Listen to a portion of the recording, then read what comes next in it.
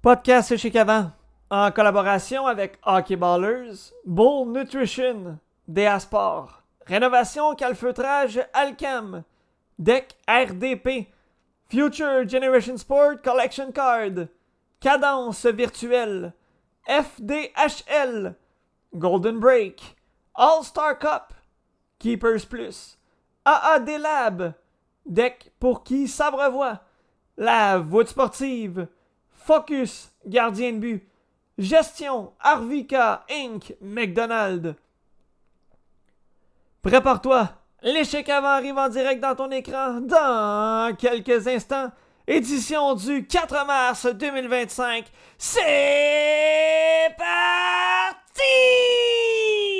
C'est l'échec avant où le sport s'anime. Des débats passionnés, des moments sublimes. Du hockey de la NHL au touchdown de la NFL. On vit chaque instant, brille intensément. Les statistiques en main, on décrypte chaque jeu. Des frappes de la MLB au but ambitieux. La MLS qui monte la CFL en force.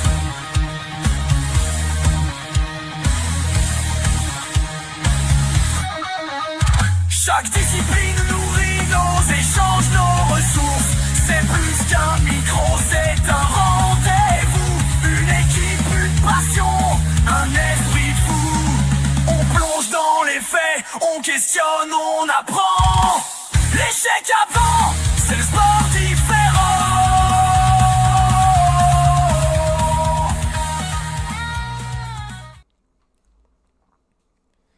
Mesdames, Messieurs, bonsoir à tous et bienvenue à votre échec avant, le podcast sportif là où tous les amateurs de sport se donnent rendez-vous en grand.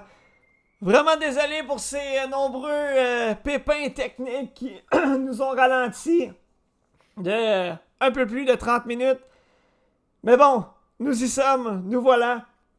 D'entrée de jeu, je recommence puisque c'est un nouveau podcast. Je tiens à remercier d'entrée de jeu l'équipe au grand complet de l'échec avant qui a pris le temps de nous aider à réaliser le nouveau montage vidéo de l'échec avant avec les nouveaux décors. Et qui dit nouveau décor dit remerciement à François Carrière de son surnom Frank Jag de la FDHL pour les nombreux décors que vous allez voir au courant des prochains podcasts. Donc que ce soit des décors avec nos divers réseaux sociaux et également les collaborateurs, les commanditaires qui défileront un après l'autre. Et j'aimerais remercier notre spécialiste marketing, design, graphiste, Cassandra Adams-Morin, qui, sans elle, le rebranding n'aurait pas été possible. Donc, un gros merci à tous ceux et celles qui nous ont permis de pouvoir réaliser ce nouveau bijou. Nouveau logo, nouveau branding. Un grand merci à tous. Mesdames, messieurs, ce soir, 2 segments pour vous. Segment 100% LNH, segment du haut de la passerelle où on va revenir sur la confrontation des 4 nations et sur le Canadien qui a déjà disputé 5 matchs depuis la Coupe des 4 nations. Et on terminera avec le segment tir de précision, le premier dans l'histoire de l'échec avant, segment NBA, où on va faire un petit recap du début, de la mi-saison plutôt, dans la NBA avec Nicolas Zotta et Cédric Paquette. Pour le segment LNH, en compagnie du coach Simon Orphanos et de la voix mielleuse de votre échec avant, Cédric. Comment allez-vous les boys? Ça va super bien, vous autres.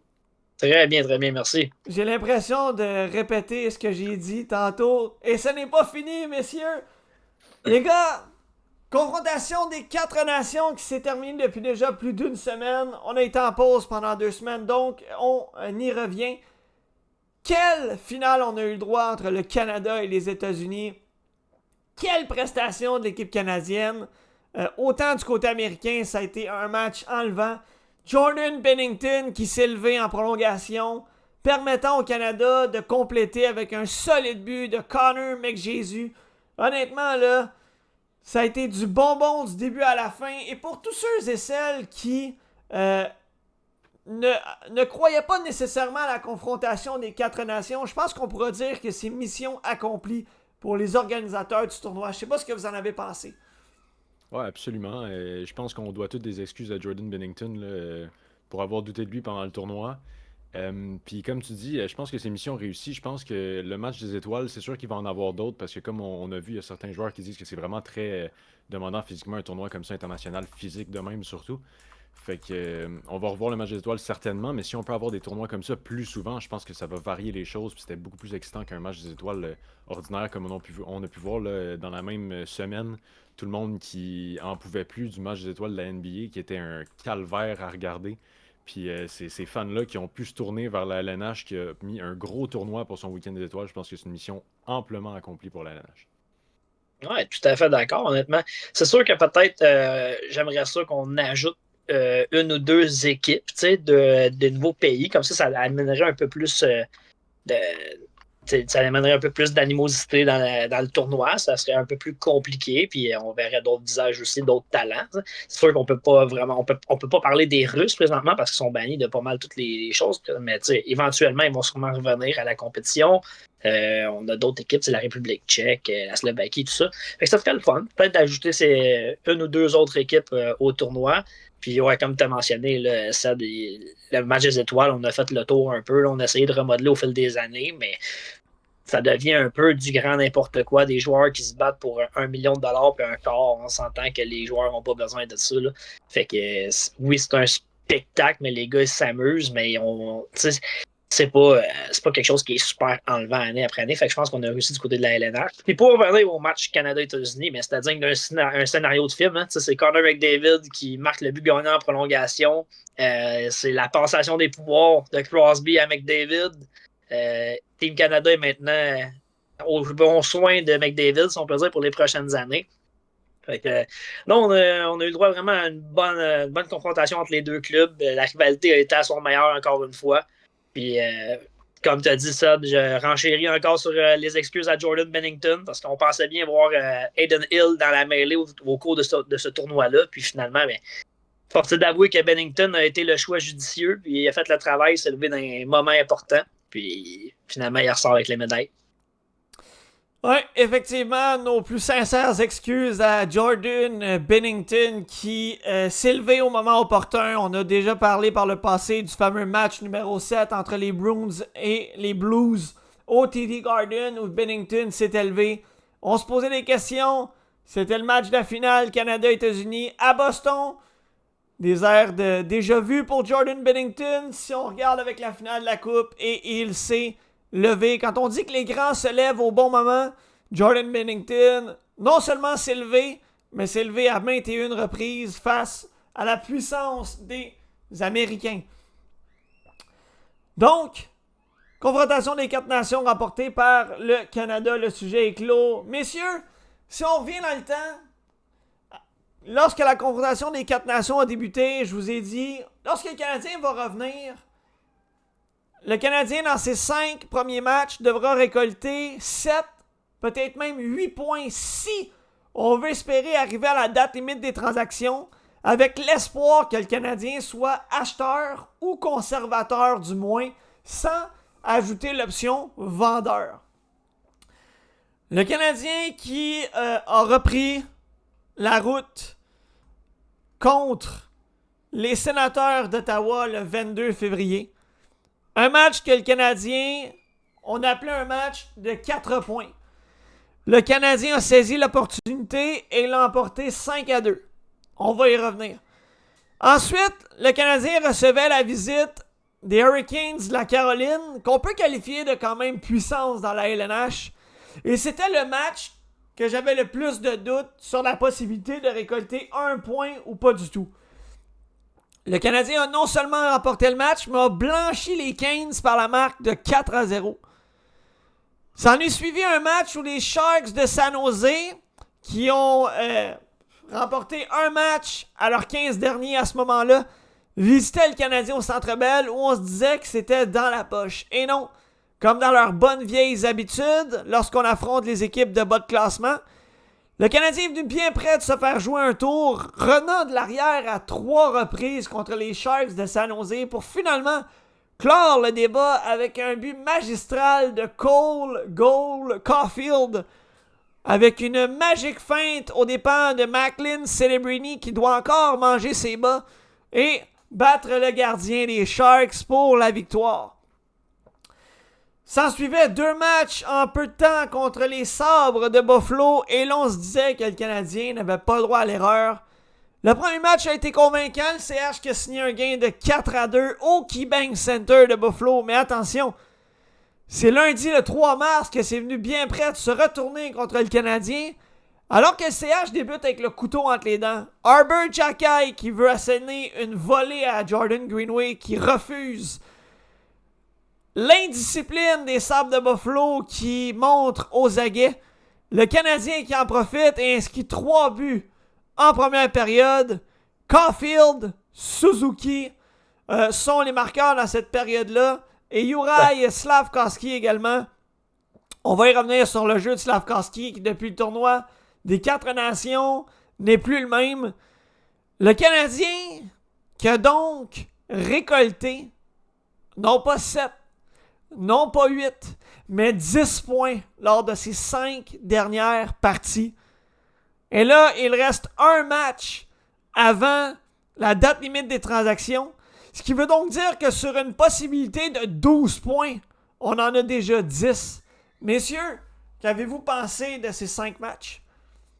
Toute une série pour le Canadien. Là, j'ai regardé ça vite avant le podcast. Les Canadiens sont présentement sur la série de victoires la plus longue de la Ligue nationale active présentement. Donc, toute une série. Comme tu as dit, on a eu chaud contre les Sharks et contre les Sabres. Je pense que le match contre les Sabres est le pire des deux. Là. Je pense que contre les Sharks, on a toujours trouvé le moyen de rebondir puis de se battre puis rester dans le match, même si on a failli se faire jouer un tour. Des grosses performances lors des 2 premiers matchs qui étaient les plus importants. Puis la performance de Nick Suzuki depuis ces 5 matchs-là, là, il est à 13 points à ces 5 matchs-là. Absolument incroyable. Il est en train de prouver à tout le monde que je comprends pas qu'il doutait de lui comme un premier joueur de centre, qu'il n'y a pas de doute à avoir. C'est lui le premier joueur de centre aisément. Puis c'est un joueur d'élite dans la Ligue nationale. Il est en train de prouver ça à tout le monde. Puis c'est vraiment le fun de le voir jouer. Puis même si on a eu chaud, une belle série là, pour le Canadien dans les 5 derniers matchs. Tellement d'accord avec toi, là, Cédric, là-dessus. Là. Moi, Nick Suzuki va faire taire ses détracteurs. En tout cas, j'ose l'espérer. Là. C'est le meilleur pointeur depuis le retour du tournoi des 4 nations là, dans la Ligue nationale de hockey. C'est pas rien. Là, il devance plusieurs gros noms dans la Ligue. Là. Fait qu'à un moment donné, il faut le prendre au sérieux, le Nick Suzuki. T'sais. Puis si Cole Caulfield est rendu à 30 buts, ce qui est présentement sa meilleure saison pour le niveau des buts en carrière, qui c'est pas fini, il reste encore plusieurs matchs aux Canadiens, c'est grâce à Nick Suzuki que c'est passe savante. Là, on voit souvent, là, c'est redondant, mais regardez le sommaire final des matchs, puis on voit souvent Hudson et Suzuki comme mention d'assistance à un but. T'sais. Fait que c'est pas une parure, on voit vraiment que les jeux viennent de ces 2 gars-là. Il faut lui donner le crédit un peu. Mais pour revenir à la séquence canadienne, on n'avait pas le choix si on voulait rester dans le fameux mix. T'sais. Mais c'est là qu'on voit que la Ligue nationale est de plus en plus difficile et qu'il y a beaucoup plus de parité parce que là, présentement, je pense qu'on est à 1 point de la dernière position d'équipe repêchée. Mais on a fait du surplace pendant quelques matchs. On gagnait, mais les autres équipes aussi gagnaient. Fait que finalement, on faisait du surplace, on menait à rien, sauf qu'on restait toujours dans le fameux mix. C'est ce qui dit que tu peux pas avoir une séquence de 2-3 défaites, mais tu es obligé d'avoir des séquences de 5-6 victoires, ce qui est très difficile, là. C'est difficile mentalement et physiquement pour les joueurs. Là.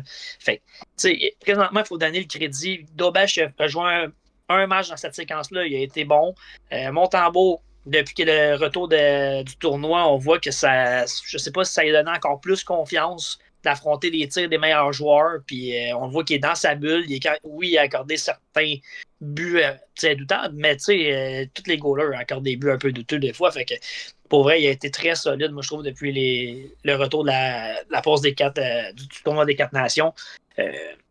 On n'a que du positif présentement chez les Canadiens, mais la nouvelle positive, je ne sais pas, tu vas sûrement vouloir en parler plus tard, là, Marco, mais ce qui est très important, c'est la signature de Jake Evans aujourd'hui. Puis ça, c'est un coup de maître de Kent Hughes et Jeff Gorton. Et oui, on l'appelle pas le coach pour rien. C'était dans ses lignes, dans son livre de stratégie. On y allait vers cette signature et vers une autre question qui suivra. Premièrement, et oui, il y a quelques semaines, on parlait de Jake Evans, on parlait de Yoel Armia, de David Savard. Qu'est-ce que Kent Hughes allait faire? On parlait du contrat de Jake Evans. On était un peu entre le 3 millions, le 3,5. Dans ces eaux-là, Cédric était même un peu en bas de ça, de mémoire. Il aura eu raison, sans lui enfler la tête, pour qu'il puisse passer dans son cadre de porte en sortant. À quel point Kent Hughes a mis de la poussière d'étoiles, a fait un vœu, a fait de la magie et a réalisé ce qu'on pourrait peut-être appeler l'impossible, parce que, entre vous et moi, je pense que si Jake Evans aurait testé le marché, il aurait pu avoir son 4 millions ailleurs sans problème. Et là, ce qui est le plus beau là-dedans, c'est, selon plusieurs informateurs, Jake Evans est allé à l'encontre de son agent, qui lui persistait à vouloir le 4 millions auprès de là, pour un 5 ans. Et Jake Evans a dit, écoute, moi je veux rester à Montréal. S'il faut que je prenne moins d'argent pour rester ici, je vais prendre moins d'argent. S'il faut que je prenne une saison de moins, je vais prendre une saison de moins. Mais je reste à Montréal. À quel point ça en dit long sur le respect qu'a Jake Evans pour l'organisation du Canadien, qui l'a fait travailler depuis le début, a fait évoluer Jake Evans depuis le début. Oui, c'est un gars qui est sur le 4e trio, mais il donne cœur et âme à cette organisation depuis qu'il est là. Et à quel point c'est une grande marque de respect de Jake Evans envers l'organisation. Et je pense que tu as frappé dans le mille avec le « il voulait rester à Montréal ». Puis moi, ça, pour moi, ça prouve à tous les joueurs qui pensent peut-être venir à Montréal que c'est une place où est-ce que tu as envie de jouer au hockey puis où est-ce que tu es bien dans l'organisation.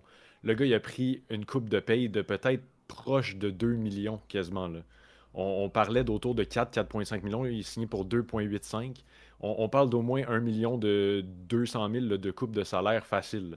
Le gars veut rester à Montréal, comme tu as dit, tu es allé à l'encontre de son agent parce qu'il aime la ville, il aime l'équipe, il aime le management. Un gros coup de Kent Hughes. Puis, c'est parfait pour... Ce contrat-là fait d'une pierre deux coups, là. Il laisse de la place sur la masse salariale et invite les joueurs qui pourraient rentrer sur cette place-là avec les propos qu'on a entendus autour de ce contrat-là. Des gars comme, je vais en parler jusqu'à la fin de la saison, jusqu'à temps qu'on ait la chance de le voir, des gars comme Sam Bennett, qui a dit qu'il a adoré jouer à Montréal pendant la pause des 4 nations, mais t'enlèves 2 millions sur le contrat à Evans, ça donne 2 millions de plus pour aller chercher des gars comme ça. Puis, avec ces propos-là, c'est des gars qui pourraient avoir envie de venir jouer quand tu vois un gars qui prend une coupure de salaire comme ça pour rester dans la ville. C'est encore une fois, je suis tellement d'accord avec toi. Puis, tu sais, Jake, là, je veux que les gens ils comprennent que Jake Evans, c'est pas seulement un joueur de centre de 4e trio. Jake Evans, c'est plus qu'un centre de 4e trio. Jake Evans, c'est un gars qu'on utilise pour les mises en jeu importantes dans notre territoire. Jake Evans, c'est un gars qu'on utilise contre les meilleurs éléments adverses. Jake Evans, c'est un gars à qui on a confiance quand on doit remplacer un gars sur un des 2 premiers trios, même si c'est pas nécessairement sa place. Un gars se blesse, un gas connaît une soirée moins bonne, puis on décide de le clouer au banc. Qui prend la place du joueur? Jake Evans. Jake Evans, tout ça, là, ce sont des petites attentions qu'il faut regarder, mais c'est important. Tout ce qu'il fait sur la patinoire, les moindres détails. Puis c'est un gars qui a grandi dans l'organisation, comme tu as mentionné tantôt. C'est important, ça aussi. Puis, tu sais, il voit que Gorton, Hughes, Molson, Martin Saint-Louis, ils ont un plan direct, un plan strict, un plan qui est franc, puis ils veulent que Jake fait partie de ce plan-là, puis de l'avenir du club. Fait, je pense que le gars, il sait à quoi s'attendre. Là. Il ne jouera jamais ses 2 premiers trios, à part pour remplacer ici et là. Il n'aura jamais du temps d'avantage numérique, sauf que son travail en désavantage numérique, aussitôt que le Canadien prend une punition, qui embarque sa glace, c'est lui. Il n'y en a pas de question, c'est lui. Fait, ça, c'est important aussi. Le gars, il sait que peut-être que s'il arrive ailleurs, c'est une chance à prendre. Tu peux aller chercher 1 année de plus, 1 million ou 2 de plus. Sauf qu'est-ce que tu vas avoir le même temps de glace, les mêmes responsabilités, la même notoriété dans le vestiaire? C'est une chance à prendre pour un gars comme Jake Evans. Puis c'est un gars qui peut peut-être se faire remplacer ailleurs avec une équipe qui a encore plus de profondeur que le Canadien. Puis il ne faut pas oublier, Jake Evans, il n'est pas vieux, mais il n'est pas jeune non plus. C'est un jeune vétéran dans cette équipe-là. Fait que c'est important d'en avoir des vétérans parce qu'on va avoir encore d'autres jeunes qui vont monter bientôt chez le Canadien. T'as des Demidov l'année prochaine. On a des Engstrom, des Mailloux qui sont en bas avec le Rocket qui vont arriver. Kapanen, qu'on oublie souvent, qui va sûrement arriver avec le Canadien l'année prochaine. Puis c'est un bon mentor pour Owen Beck qui joue du très bon hockey depuis qu'il a été rappelé aussi avec le CH. Fait c'est tout un contrat, c'est un coup de maître, honnêtement, de Gorton et Hughes d'avoir à 2,8 pendant 4 ans. Je peux juste leur lever mon chapeau et dire que c'est une superbe, un superbe contrat donné à un joueur de centre qui le mérite amplement. Simon aurait dit ceci à Cédric et je dis cela à Simon. Je suis tellement d'accord avec toi. Les gars, vous êtes Kent Hughes. Votre équipe est à 1 point des séries. Bon, là, il reste le match contre les Oilers, qui, je crois, on serait capable d'aller chercher au moins 1 point. Ça donne toujours des bons matchs contre les Oilers. Vous arrivez le 7 mars prochain. Est-ce que vous êtes conservateur et vous vous dites, on y va all-in comme ça jusqu'à la fin de l'année puis on espère faire les séries, ou vous êtes acheteur? Et, par le fait même, je vous pose la question, est-ce que vous prolongez Yoel Armia? Si oui, à combien vous estimez la valeur d'Armia? Et que faites-vous avec David Savard qui, selon les rumeurs, voudrait demeurer à Montréal? Moi, je pense, je sais pas si c'est ce que moi je ferais, mais je pense qu'on bougera presque pas. Je pense que la chose logique à faire présentement, si proche d'une place en série, tu peux pas vendre des joueurs. Puis là, on vient de signer Evans. Pour moi, ça montre qu'on veut pas vendre. On fait confiance à l'équipe qu'on a pour essayer d'aller chercher cette place en série-là. Cependant, je suis pas certain qu'on va vouloir rallonger le contrat de Joël Armia. Je pense que ça va peut-être être de le garder jusqu'à la fin de la saison, voir s'il peut nous aider à se rendre en série. Puis après ça, la décision elle va être faite pendant l'été, si on le garde ou si on le garde pas. Mais je pense qu'on va le garder pour la fin de la saison. Un autre gars qu'on entendait beaucoup dans les rumeurs d'échange, c'est Christian Dvorak. Moi, pour moi, il n'y a aucune chance puis aucune raison qu'on l'échange de la manière qu'il joue. Puis présentement, on a juste un vrai joueur de centre gaucher. Tu peux pas échanger ton joueur de centre gaucher. Des mises au jeu importantes à gauche de ton gardien de but. Tu as besoin de gagner du côté de la bande. Tu n'as pas de joueur de centre pour faire ça, tu es dans le chenoute. Puis David Savard, un gars autant important niveau défensif, comme tu dis, Jake Evans, premier embarqué sur le piqué quand le Canadien a une pénalité, mais à la défensive, c'est Savard qui embarque avec lui la majorité du temps. Donc tu peux pas vraiment te débarrasser d'un gars comme ça. Les Canadiens sont pris dans une place qui n'est pas nécessairement le fun s'il manque les séries, que tu peux pas vraiment faire de move en tant que tel pour vendre des vétérans pour améliorer ton futur ou vendre ton futur pour améliorer ton présent quand on n'est pas sûr de se rendre en série. Ça devrait Pour jouer. moi, la meilleure décision, c'est que tu restes comme que t'es. Ouais. Puis l'année prochaine, on va voir la progression. Tu sais, là, on a des gars comme Beck présentement qui est en train de nous prouver, selon moi, qui est plus. Moi, je le voyais comme un joueur de troisième trio, style Jake Evans. Je pense qu'il est en train de montrer qu'il pourrait être même meilleur que ça. Des gars comme Demidov, qu'on a parlé tantôt, Kapanen, tout ça. Donc, je pense qu'on peut pas liquider de jeunesse pour le présent, ni liquider le présent pour le futur, vu qu'on en a déjà assez. C'est la place la plus difficile présentement dans un rebuild, là. Rapidement, avant de te laisser aller, Simon, je suis d'accord avec le fait d'être conservateur et le fait de possiblement aller all-in d'ici à la fin de la saison. Tu as parlé tantôt de Sam Bennett. Là, on a Kirby Dach qui est fini pour la saison. Entre vous et moi, c'est pas la plus grosse perte du Canadien. Je veux pas être méchant. Mais mon plus grand respect pour Kirby Dach avec les nombreuses blessures qu'il a eues. On sait tous que c'est pas un joueur de centre, c'est probablement un ailier. Ailier top 6, j'ai pas de problème avec ça, mais c'est pas ton joueur de centre, c'est pas ton deuxième centre. Si tu restes conservateur, est-ce que tu bouges au repêchage ou le 1er juillet pour aller chercher un centre de deuxième trio? Mais t'as pas le choix. C'est la signature de Jake Evans aussi fait en compte de cette partie-là. Là. C'est que Kirby Dach, d'après moi, aux yeux de l'organisation, c'est que c'est fini au centre. Puis on est toujours pas sûr non plus du reste de sa carrière. Là. C'est 2 blessures graves au même genou, là, avec 2 opérations au même genou. Fait que ça commence à être récurrent pour la suite des choses. Tu n'avais pas le choix d'essayer de garder Jake Evans le plus longtemps possible parce que là, présentement, ta ligne de centre est affaiblie. Je suis d'accord avec toi aussi, Marco, que Dach ne nous a pas prouvé qu'il était un joueur de centre numéro 2 dans l'équipe. Puis il n'y a personne pour le pousser. Fait que le poste c'était à lui de le perdre aussi. Puis il l'a perdu selon moi. Fait que c'est un allié peut-être au niveau. Peut-être ça peut être un allié top 6 ou top 9. Il faut lui donner sa chance peut-être à l'aile. Les meilleurs moments qu'il y a eu avec le Canadien, c'était à l'aile. Avec Caulfield et Suzuki. Fait que pourquoi pas le réessayer l'année prochaine s'il revient en santé. Parfait. Si on a la chance de l'échanger puis que la valeur est bonne, je pense que ça va être considéré du côté de Hughes et Gorton aussi.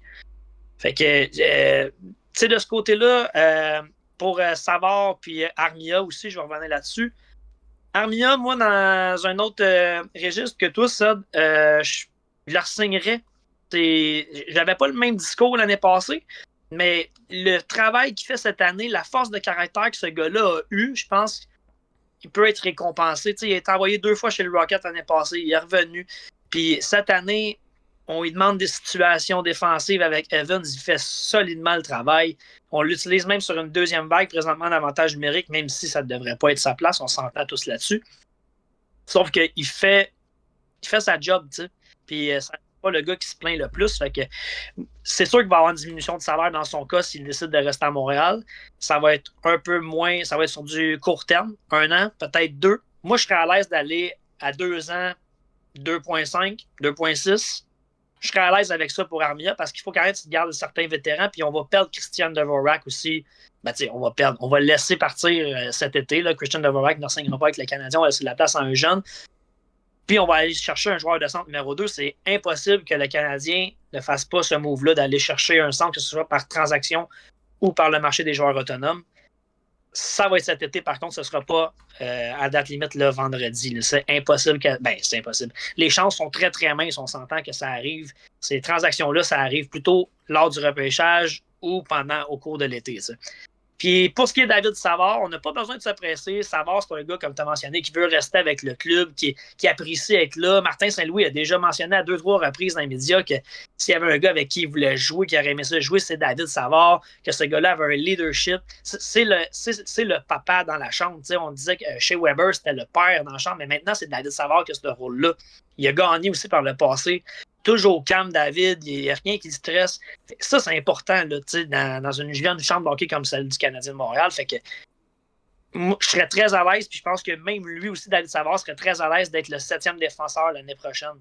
Fait que c'est une très bonne police d'assurance. T'sais, présentement, en plus, Goulet n'est pas là. Il est blessé, puis on ne sait pas trop ce qui se passe. Va-t-il revenir d'ici la fin de la saison ou pas? Fait que tu ne peux pas t'en débarrasser. Tu ne peux pas l'échanger pour aller chercher un choix au repêchage ou un espoir à la date limite. T'en as besoin, t'en as pas d'autres. Goulet est blessé présentement, puis en bas, Logan Mailloux et Adam Engstrom, c'est so-so. Tu veux que leur développement continue. Fait que je pense qu'il faut que tu gardes ça comme ça. Le Canadien, peut-être, va faire un échange mineur, mais je serais surpris, honnêtement, que ça bouge du côté de Gorton et Hughes vendredi. Messieurs, c'est ce qui conclut le segment du haut de la passerelle 100% LNH ou plutôt 100% CH avec le coach et la voix mielleuse de votre échec avant, Simon Fanos et Cédric Paquette. Simon, on se dit à la semaine prochaine à l'heure. Avec sans problème technique. Hey, bon show les boys, bonne continuité. Salut tout le monde. Salut. Ciao. Et on l'accueille. Il est déjà vêtu de sa camisole de basket. Le premier segment tir de précision dans l'histoire de l'échec avant, où on parle de la NBA ce soir avec Nicolas Zotta et Cédric Paquette, 2 petits gars qui avaient hâte d'être ensemble lors d'un segment. Et voilà, c'est réalisé. Nicolas, comment tu vas? Oh, ça va super, hein? Je suis avec Marco, je suis avec Cédric, on est content. En plus, je vais pas parler de soccer aujourd'hui, fait que je suis assez content vu comment le CF Montréal c'est, surtout le dernier match. Mais bref, ça, je vous réserve ça pour la semaine prochaine. Ouais. Bref, ben, je suis super content, j'espère que vous, les gars, vous allez bien. Yes. Pas mal ça, là. Dès la semaine prochaine, Bruce Lubin et Nicolas Zotta seront de retour pour le segment Yoga intensif. Le CF Montréal qui a repris sa saison et non pas du bon pied, malheureusement. Nicolas, NBA, bilan mi-saison. On va faire le tour du classement, tes surprises, tes déceptions, des transactions mineures comme des transactions monstres. On a très hâte d'en parler et je te laisse aller. Parfait, ben, tout d'abord, j'avais fait des prédictions pré-saison, j'en avais parlé un petit peu avec Cédric, tout ça, fait que j'ai commencé avec les 5 premiers, puis après j'ai décidé les 5 derniers, fait que ça va être comme ça. Donc, ma prédiction, c'était numéro 1, Boston, numéro 2, Minnesota, numéro 3, Oklahoma City, numéro 4, New York, numéro 5, Dallas. Ensuite, 26e place, j'avais choisi Portland. Après, j'avais Charlotte en 27e, 28e Détroit, 29e Brooklyn, puis 30e Washington. Fait il y a des équipes qui sont un peu montées, d'autres qui sont plus descendues. Il y a beaucoup de surprises, honnêtement, dans le classement. En ce moment, je crois que Cleveland est numéro 1. Ensuite, quand j'avais écrit la chronique, c'était Cleveland 1, OKC 2, Boston 3, les Grizzlies numéro 4 et New York 5. Tandis que les derniers, c'était Toronto en 26e, Charlotte 27e, 28e Utah, 29e New Orleans, puis 30e Washington. Fait que j'avais bien géré Washington. Je crois que ça, je peux quand Ouais. même me taper dans le dos. Il y a eu quelques changements, là, comme tu as dit. Tu avais Memphis, tu as dit quatrième, je pense, ou troisième, je sais Ouais, pas trop. 4e, ouais. Les Nuggets et les Lakers les ont dépassés dans la dernière semaine, là, au classement général, Ouais. dernièrement. Ok, parfait. Ben, Oh, Puis vas-y. aussi, ouais, juste passé, tu avais aussi Détroit 28e, je pense. ouais, Présentement, il se trouve là, dans une place de série à 35 victoires, 27 défaites. Au-dessus de 500 après une série de défaites l'année dernière, monstre de plus de 20 matchs, si je me trompe pas, c'était là, ou 21 autour de matchs. 21 matchs de 21 suite. matchs exactement. 100 victoires l'an dernier, au bas fond des classements. Et là, cette année, Cade Cunningham, resurgence. Euh, Toute l'équipe au complet, en fait, joue du gros basketball. Puis là, on se retrouve dans une place de série après la date limite des transactions, ce qui est assez incroyable pour une équipe qui était vraiment. Ça ressemblait au sable de Buffalo de la NBA. Ouais. Puis tu veux pas que ton club soit comparé au Sable de Je Buffalo. veux pas Non, ressembler au pas sable. du tout. Euh, Nicolas, on parle du classement dans la NBA. Bon, je suis un connaisseur de NBA sans être non plus un professionnel. Je zute de mes yeux tranquillement les classements, les matchs. Dans le passé, suite au départ de LeBron James avec les Cavaliers de Cleveland, on a connu des temps plutôt durs à Cleveland. Et là, présentement, on connaît une excellente saison avec seulement 10 revers en 60 parties. Est-ce que tu es surpris du succès que connaissent les Cavaliers présentement? Ben, honnêtement, ça va peut-être être une fausse réponse, mais oui puis non. Oui, je suis surpris parce que je m'attendais pas à ça de ces joueurs-là. Tu sais, c'est des super bons joueurs. On parle de Donovan Mitchell, on parle de Darius Garland, on parle quand même de Evan Mobley. Tu sais, c'est des bons joueurs. C'est vraiment, tu sais, c'est pas des superstars, mais tu sais, c'est des gars qui peuvent gratter des All-NBA Second Team ou des All-NBA Third Team. Fait que, tu sais, c'est des gars qui sont sérieux. Puis non, je suis pas surpris en fait parce que le coach de Cleveland, Roman Atkinson, si je me trompe pas, Kenny Atkinson, désolé, c'est le même coach qui avait coaché les Brooklyn Nets quand D'Angelo Russell était revenu, puis c'était une super équipe à regarder, une belle équipe offensive à regarder, puis c'est la même chose pour Cleveland. J'ai des stats actuellement, là, c'est quand j'avais regardé, tu sais, c'est basé sur l'offense, fait que c'est 122 points par match en moyenne, c'est deuxième dans la ligue, tu sais, c'est Donovan Mitchell avec 23,9 points de average, Darius Garland avec 21,6, DeAndre Hunter avec 18, Evan Mobley avec 18 lui aussi. C'est quand même 4 joueurs qui tournent autour de 15, plus de 15 points de average par match. C'est quand même très, très, très beau pour une équipe qu'on n'attendait pas vraiment, mais ce qui est vraiment spectaculaire avec cette équipe-là, c'est son début de saison. Je crois que c'est 10 matchs sans perdre, un truc comme ça. Ouais, quelque chose comme ça. Tu sais, moi, je me paissais un peu, je me dis, ah, ok, il y a quelque chose. Il y a quelque chose qui se prépare là, à Cleveland. Puis tu sais, Cleveland, c'est pas la plus belle ville à aller. Il n'y a pas grand chose à faire à Cleveland. Mais on peut rajouter les Cavaliers comme superbe attraction, honnêtement. Si vous avez l'opportunité d'aller regarder un match des Cavaliers, allez-y, là, honnêtement, allez-y à fond. C'est une équipe qui est super bien bâtie, là, comme tu as dit Marco tantôt, ça a été des temps difficiles après LeBron James, mais suite à ça, on a commencé à bâtir une équipe qui est vraiment, quand tu regardes là, le starting five de Cleveland, c'est un starting five qui est puissant en tant que tel. Comme tu as dit, Darius Garland, Donovan Mitchell, Evan Mobley, Jared Allen aussi à la position de centre.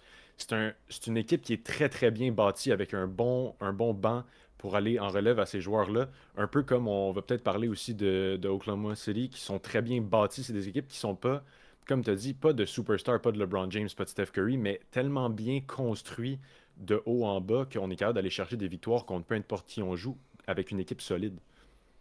Si je peux rajouter aussi un truc, là, il y avait un match, c'était Cleveland contre Boston, il y a quelques jours de ça. Cleveland, je crois, à un certain moment, ils perdaient 25-3, un truc comme ça. Ouais. Puis ils ont quand même réussi à gagner la game contre Boston. Là. C'est pas n'importe qui, c'est pas Charlotte, là. C'est Boston, c'est comme les champions en titre. Puis si une équipe est capable de faire ça, surtout contre Boston, qui a. On parle des équipes bien construites. Boston, c'est super bien construit. Puis t'as des superstars, t'as des faces de la ligue, tu sais, t'as un Jason Tatum, t'as un Jalen Brown, t'as des gars comme ça, tu sais. Puis être capable avec le collectif, puis avec une équipe super bien coachée, de les battre, de revenir de l'arrière, tu sais, de lentement mais sûrement imposer son rythme offensif, lentement mais sûrement prendre les points, puis faire les actions qu'il faut, là, c'est super, honnêtement. Que je lève ma tuque, mon chapeau à Cleveland, honnêtement, c'est incroyable. Dans les dernières semaines, dans les derniers jours, ça a bougé dans la dans la NBA, pardon. Dimanche, le 2 février 2025 dernier, la planète NBA a explosé. Le directeur général des Mavericks de Dallas a probablement acheté sa tombe sans être nécessairement enterré tout de suite. Mais je pense qu'il y a de nombreux partisans qui auraient aimé l'enterrer vivant. Aïe, aïe. On a tous fait le saut, connaisseurs ou non d'NBA, quand le nom de Luka Doncic a été associé aux Lakers de Los Angeles et que celui d'Anthony Davis était associé aux Mavericks de Dallas.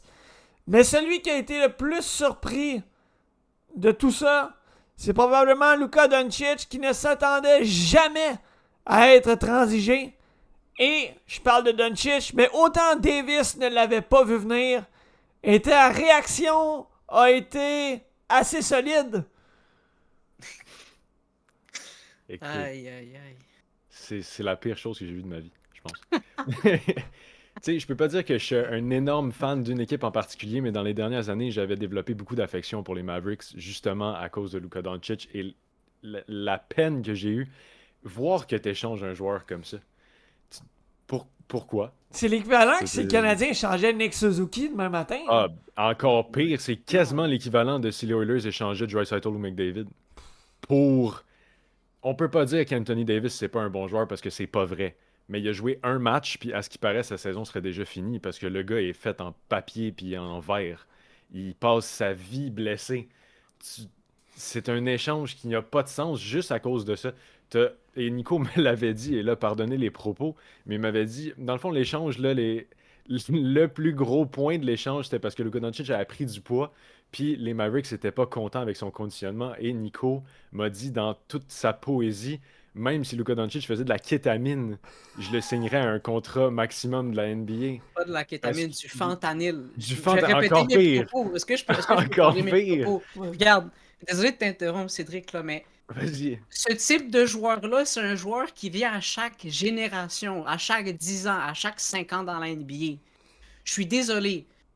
Une des raisons qui a été énoncée, c'est parce qu'il buvait trop de bière, il fumait trop de chicha. Écoute, mes propos étaient ceux-là. Luka Doncic pourrait littéralement être en train de fumer du crack pendant la mi-temps. Je le signerais quand même sur un max contract. Je suis désolé, c'est un truc c'est à ne rien comprendre. Moi, regarde, je vais dire ça comme ça, j'en ai parlé un peu avec Cédric auparavant. Selon moi, là, c'est l'échange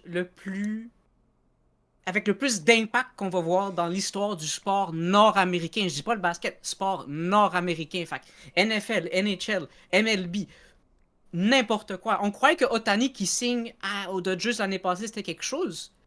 Non, Luka Doncic à LA, ça c'est quelque chose. Ça c'est quelque chose.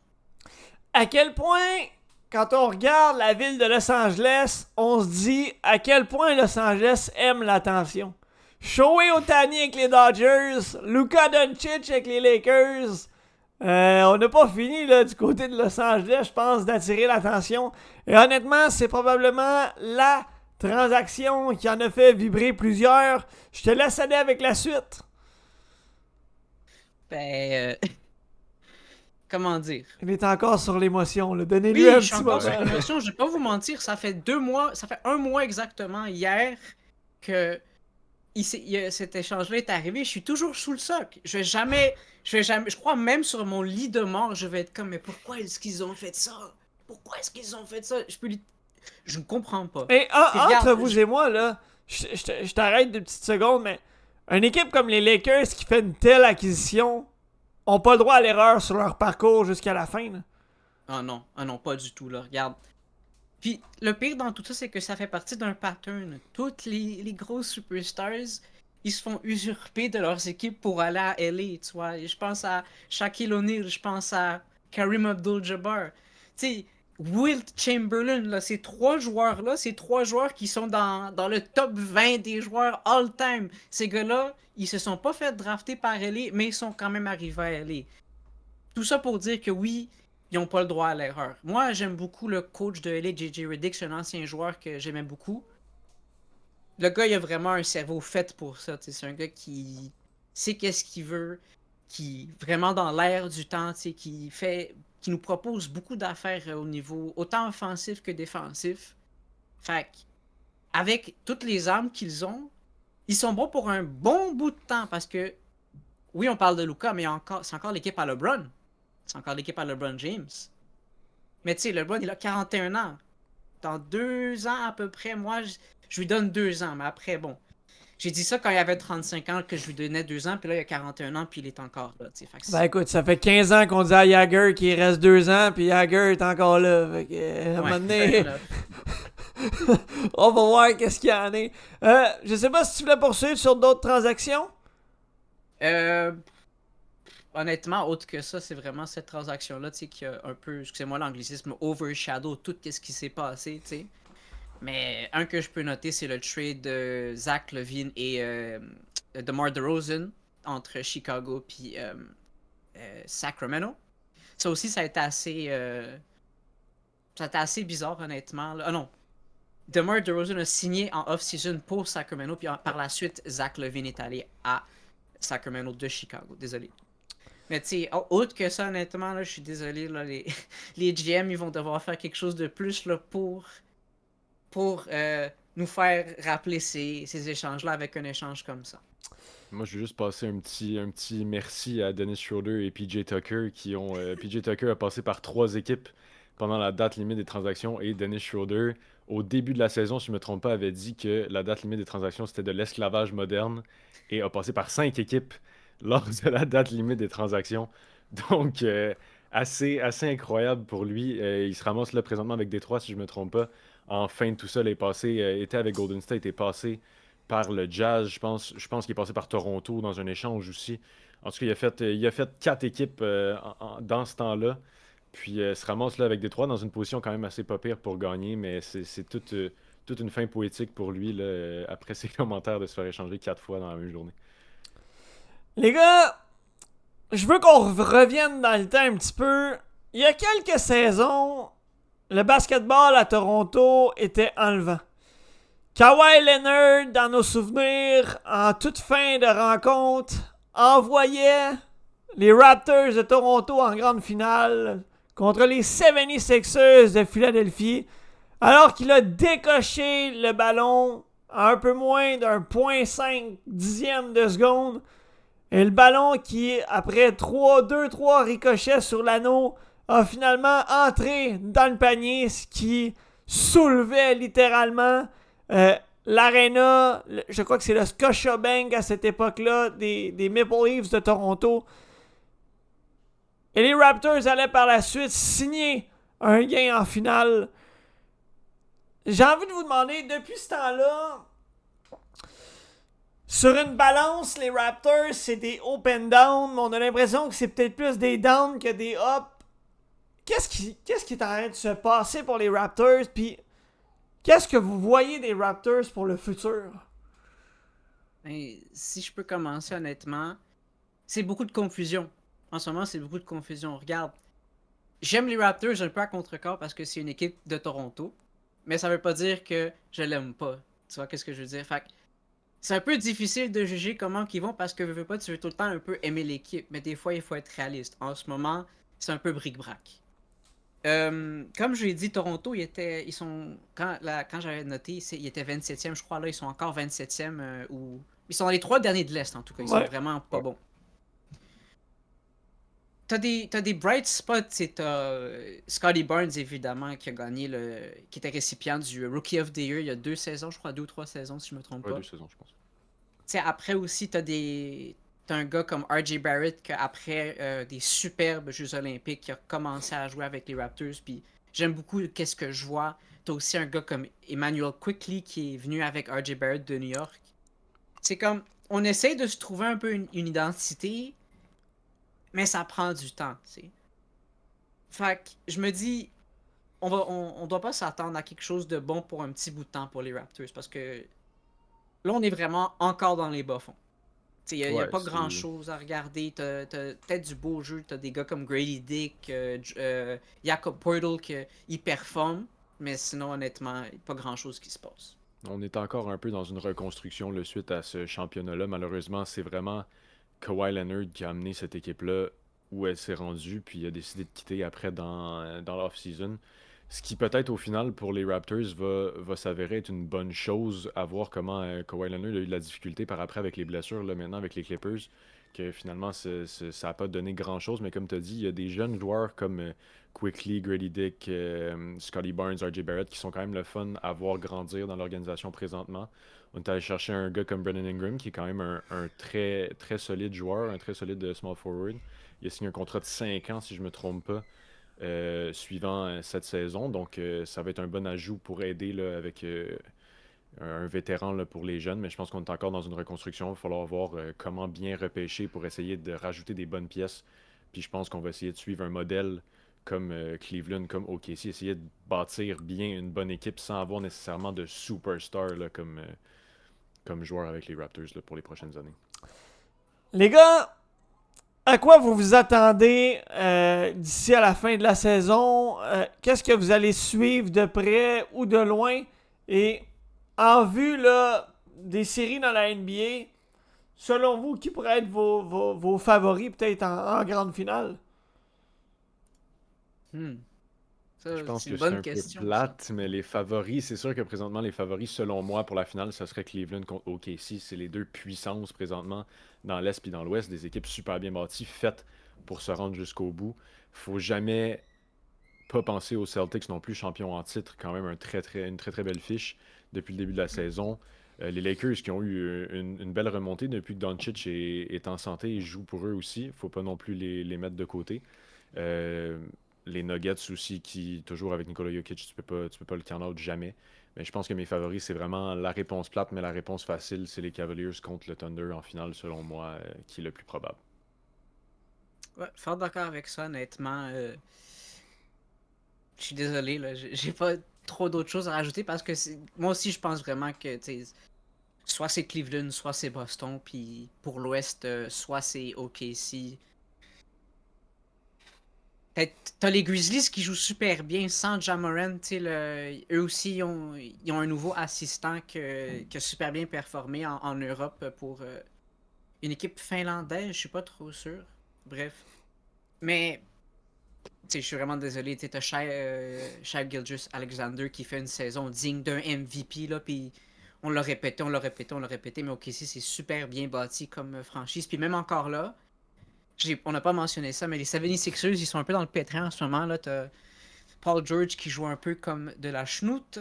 Et t'as Joel Embiid qui est out pour la saison. T'as aussi Tyrese Maxey qui vient de se faire déclarer out pour je sais pas combien de temps. Mais honnêtement, là, les 76ers, ça va pas bien. Puis pourquoi je parle des 76ers, c'est parce que Oklahoma ont leur pick de première ronde cette année qui est top 6 protected. Fait que si le pick arrive, admettons, genre à 7, ben OKC, c'est une équipe qui, genre, dans les premiers, ils ont un 7e choix de loterie, tu vois. C'est comme ça, n'a aucun sens. C'est comme ces gars-là, ils ont tellement été smart, désolé l'expression un peu québécoise, mais smart avec les échanges, avec le repêchage, avec la façon de manager la masse salariale. Tu sais, c'est comme wow, vraiment, il y a aucune façon que genre, tu peux pas aimer cette équipe-là ou pas comme dire que c'est une des équipes qui va être un peu un contender, comme on dit en anglais, tu sais. D'ailleurs, pour s'il y a des gens qui cherchent une équipe à regarder, OKC, une équipe super bien bâtie, ont un Québécois parmi eux, Lou Dort, là, présentement, qui joue du très bon basket d'ailleurs pour eux. Si vous cherchez une équipe à regarder, si vous ne suivez pas vraiment le basket, c'est une super belle équipe à regarder. Puis en plus, encourager un Québécois, c'est d'une pierre deux coups, là. En effet, en effet. Vers où on s'en va pour ton prochain sujet? Ben, je vais aller directement vers l'impasse entre Miami et Jimmy Butler. Donc, Jimmy Butler a été échangé aux Golden State Warriors dans un échange à 5 équipes. Je dis bien 5 équipes, pas 2, pas 3, pas 4, 5. Est-ce qu'il a Donc, dit tout 5? ça- Pas sûr. J'ai dit 6, non 5. Désolé. Bref. Donc, qu'est-ce qui est arrivé en fait, c'est qu'on rentre un peu dans le segment occupation double de la soirée. Donc, t'as Jimmy Butler et le directeur général du Heat, légende du basket, Pat Riley. Il y a un peu de trucs qui est arrivé en ce moment-là. Donc, qu'est-ce qui est arrivé, c'est qu'il y a 2 ans, Jimmy Butler s'était blessé en séries éliminatoires. Je crois que c'était contre Toronto ou les 76ers. Et Miami avait perdu. Puis, aux conférences de presse de fin de saison, tout ça, il a dit que si j'avais été là, moi, je crois qu'on les aurait battus, tu sais. Parce que Pat Riley a répliqué, il a dit « Hey, désolé de l'expression, mais si tu joues pas, tu fermes ta bouche. » Puis, tu sais, en plus, tu mêles ça avec le fait que Miami sont pas capables de trouver un joueur, une seconde étoile pour mettre à côté de Jimmy Butler. T'as un peu, tu sais, de problèmes qui se créent. Donc, par la suite, au début de cette saison-ci, ça a été encore l'impasse, même si Jimmy Butler a signé un nouveau contrat. C'est arrivé à un moment donné que Jimmy Butler a juste pu jouer. Ils l'ont suspendu, ils l'ont fait payer une amende. Il est revenu, il a pas joué, re-amende. Puis je crois que c'est arrivé aussi une 3e fois, puis après c'est là où le Heat se sont dit « Regarde, désolé là, mais il faut qu'on fasse quelque chose. On va l'échanger. » Puis c'est là que l'échange à 5 équipes est arrivé. Ouais, tout un échange quand même. Puis c'est vraiment dommage, là, comme tu as dit, pas capable de bâtir autour d'un joueur comme ça, qui les a amenés 2 fois en finale, là, quasiment sur son dos à lui tout seul, qui est allé chercher ces matchs-là importants, des grosses performances. Malheureusement, c'est rendu en finale que quand t'as pas une équipe bien construite, justement, ben, c'est là que ça s'effondre un peu. Mais il a tenu cette équipe-là pendant quand même des longues saisons. Puis je trouve ça un peu dommage pour lui, malheureusement. C'est sûr que s'il y avait un peu de drama là, qui se passait backstage, comme tu dis, le segment Occupation Double, là, si c'était un peu ça qui se passait dans les coulisses, ben malheureusement, on saura pas qui était vraiment à la faute. Mais je trouve ça juste dommage qu'on n'ait pas été capable de bâtir autour d'un très bon joueur comme ça euh, pendant toutes ces années avec l'organisation, là. Puis tu sais, c'est pas un joueur sédentaire dans le sens que il dure pas trop longtemps dans les équipes. Il a commencé avec Chicago, ensuite ils l'ont envoyé au Minnesota, je crois. Ouais, Ensuite, ça a été avec Philadelphie. Philadelphie, après Miami, puis là Golden State. C'est quand même 5 équipes pour. Tu sais, c'est peut-être un petit peu plus que la moyenne, mais je veux pas ce gars-là, tu sais, il a la hargne. Tu sais, en anglais, je crois, puis au hockey, vous dites qu'il a le poise. Je sais pas si Ouais. c'est le bon terme, tu sais, ce gars-là, quand il faut jouer, le gars il joue. Honnêtement, tu sais, des fois je le pardonne un petit peu si ses performances pendant la saison régulière sont pas très bonnes parce que je sais que pendant les playoffs, ce gars-là, il est là. Regarde, c'est une constance là, ce gars-là, il est là pour jouer, il est là pour gagner, puis il y a personne qui peut l'arrêter à part si t'es comme Giannis Antetokounmpo, puis Ouais. c'est pas mal ça. Mesdames, messieurs, c'est ce qui conclut le segment tir de précision, segment 100% NBA, le segment qui sera de retour vers la fin de la saison afin de mettre la table pour les séries éliminatoires dans la NBA. Toujours en compagnie de Nicolas Zotta et Cédric Paquette qui se joindront à nous à ce moment-là. Pour ce qui est de nous, eh bien, la semaine prochaine, toujours 2 segments au programme, celui de la LNH du haut de la passerelle et le retour du segment coup franc, le segment du yoga intensif avec Nicolas Zotta et Bruce Lubin qui ont très très hâte de parler de la famille Saputo et du CF Montréal. Que du plaisir à venir dans ce début de saison de l'équipe montréalaise. Ce soir, eh bien, 2 segments étaient à l'œuvre, celui de la LNH où on est revenu sur la confrontation des 4 nations, ainsi que les départs tout feu tout flamme du Canadien depuis le congé de la pause des 4 nations avec 10 points récoltés sur une possibilité de 10 à leurs 5 derniers matchs. Et s'en est suivi le bilan de mi-saison avec la transaction monstre entre Luka Doncic et Anthony Davis. Quoi de mieux que de donner des cauchemars à Nicolas dans cette fin de podcast. Messieurs, merci d'avoir été là. Ben, merci d'avoir fait ce segment-là pour la première fois, c'était super le fun. Et ce n'est C'est super que, fun. ce n'est que partie remise, messieurs. Mesdames, messieurs, en mon nom et celui de toute l'équipe du podcast Les Chics Avant, on vous souhaite une excellente soirée à tous et on se dit à la semaine prochaine. Ciao! C'est l'échec avant où le sport s'anime. Des débats passionnés, des moments sublimes. Du hockey de la NHL au touchdown de la NFL. On vit chaque instant, on brille intensément. Les statistiques en main, on décrypte chaque jeu. Des frappes de la MLB au but ambitieux. La MLS qui monte la CFL en force.